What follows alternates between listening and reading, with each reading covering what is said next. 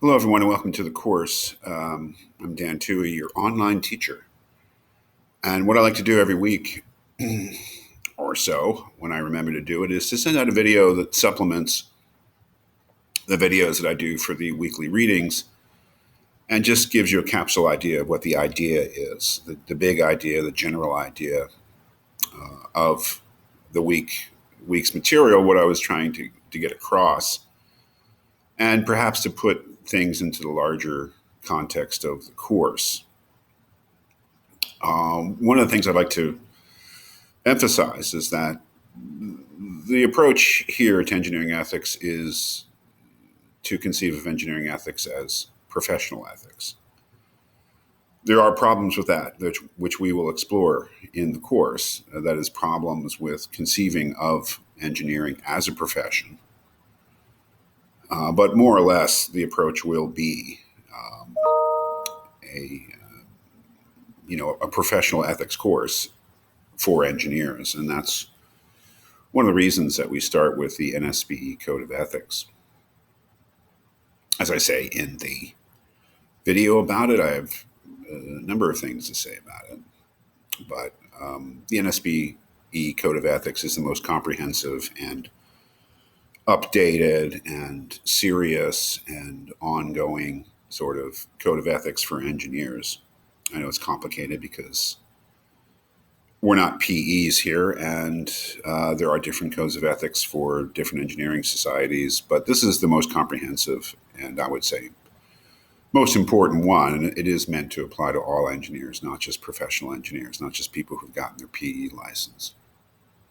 So this is really a way to start and to begin thinking about what a profession is and to begin thinking about the content of the code.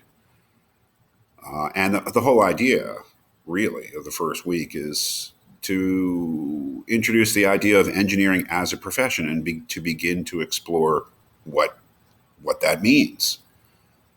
And to begin to think about the word profession and professional in a more rigorous way. There's no professional ethics for bus drivers or cashiers or football players, right? Because it just doesn't apply. Those are jobs, and perhaps important jobs, but they're not professions. Engineering is, or at least pretends to be, a profession, and that means that it is an occupation that is akin to medicine, law, the clergy, maybe some others, and so that it brings with it the doing of that occupation, the pursuit of that occupation brings with it certain ethical duties and a certain ethical standard, which simply is not relevant for bus drivers and football players and cashiers, but might be relevant for engineers and doctors and lawyers, etc. So to begin to explore that idea, to just gently get into it and to get into some of not only the whole idea of engineering as a profession, but some of the highlights of the Code of Ethics. We could do a whole course where we just based it on the different parts of the Nsbe code. In fact, I've done that in the past. But in this class, if we look at the fundamental canons, which are the most important part because they sort of are the general principles that are explained in more detail in the second section, the rules of practice. It is the first and the fourth canon, which we will be looking at in most detail, and the tension between them.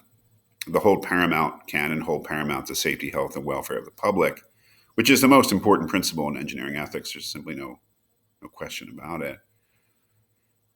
And the conflict, perhaps, between that and the fourth canon, which says that you should act for each employer or client as a faithful agent or trustee, maybe nothing on the surface, but as we'll see, that is problematic. How do you uphold both of them in certain situations? We'll be exploring that. So what is the big idea? What is the